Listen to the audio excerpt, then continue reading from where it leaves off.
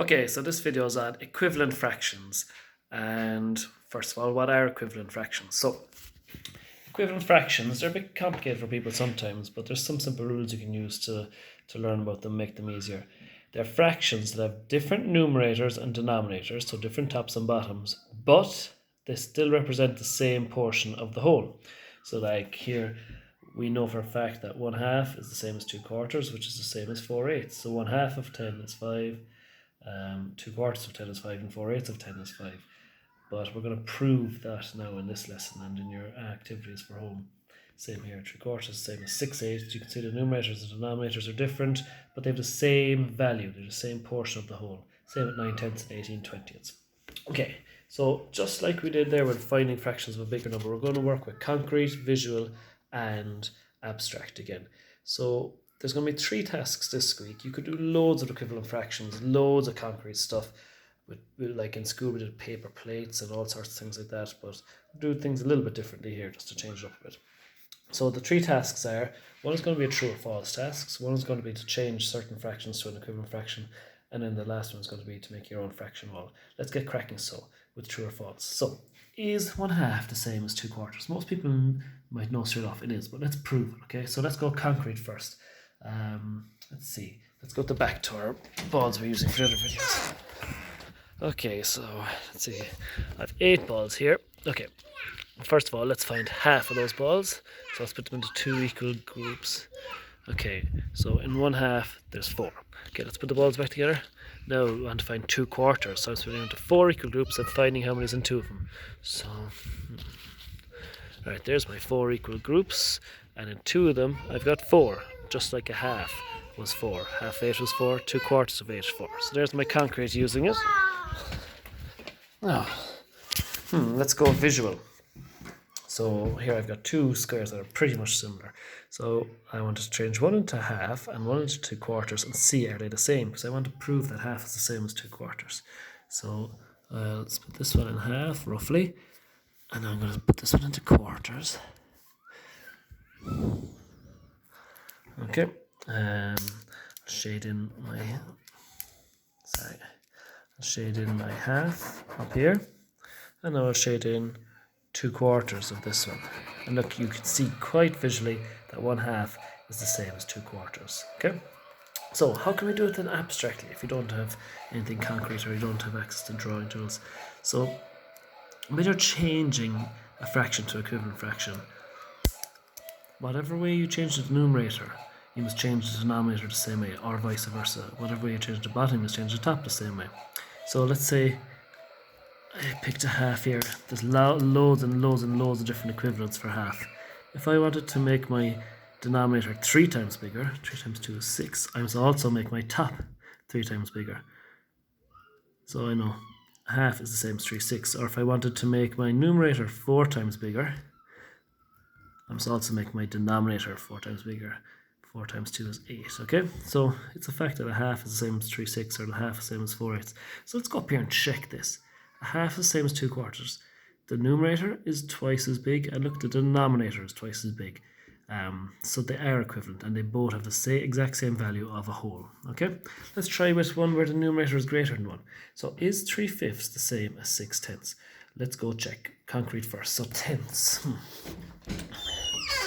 Let's go. Let's get 10 balls. So we've got 8 there. Right.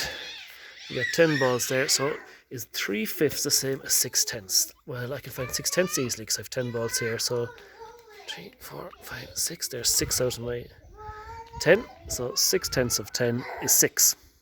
Okay. So let's put them together and find 3/5 of 10.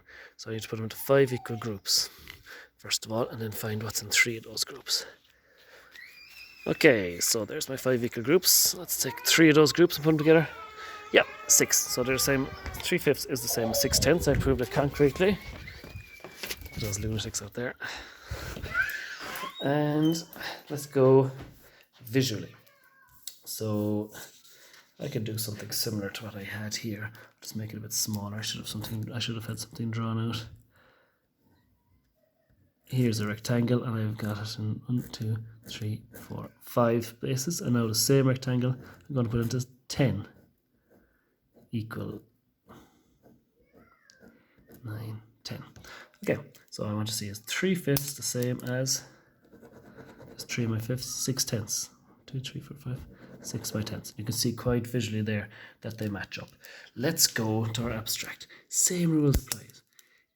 Whatever happened to the top must have happened to the bottom. So 3 was changed to 6, that made it twice as big, and 5 was changed to 10, that made it twice as big. So the top and bottom were both multiplied by the same number. So yes, they are equivalent. The red pen doesn't work. Let's try. Yeah, you can also reduce the numerator and denominator to get an equivalent fraction. So if I had 4/8, I could reduce it by saying what number fits into 4 and what number fits into 8. Well, 4 fits into 4 once, 4 fits into 8 twice. So 4/8 is the same as 1/2. Okay, so for true or false, look, I've left this sheet here for you and I'll attach it to then. So first of all, prove that these true are correct using concrete, visual, and abstract. So a quarter is the same as 2/8, and 3/5 is the same as 9/15. Then answer these. Are half the same as 2/6? So let's check the first one.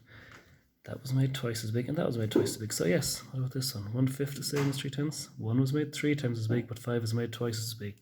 So no, it's not. Okay, then next after that, I want you to move on to changing these to an equivalent fraction. So we've got 2/3. How can I change that to equivalent fraction? Well, whatever I do to the top, I must do to the bottom. So if I multiply the top by 2, that'll give me 4. And if I multiply the bottom by 3, if I move the bottom by 2, that'll give me 6. So my answer will be 4/6 is an equivalent fraction. But you could multiply the top and bottom by 4 or whatever you like. But I could also divide the top and bottom by the same number if that works. So 10/20, I could divide the top here by 5, that would give me 2, and the bottom here by 4. That would give me, or by 5, and that would give me 4. Sorry about the confusing language there. Last thing then, okay, look. Here's a fractions chart I made earlier myself. And just if you've time, try and make it yourself because it gets you used to them then. You might do them straight off without having to work it out. So look, I kept all my halves, quarters, 8s, 16s, 32s together because they're all related. You can see the denominators are doubled as they go down. So half is the same as 2/4, which is the same as 4/8, which is the same as 8/16, which is the same as 16/32s. Okay, or you can do it with thirds like you did down here. But look, there's little knacks doing this. When you do your half to start, draw the line all the way down here, and then it's easier to, when you do your quarters, keep the line all the way down to the bottom. That way it'll be easier to keep it all together. So give that a go. You don't have to do it all the way down as far as 1/32. You could just go as far as 8, and then maybe try thirds going down as far as 12s and things like that. Good luck.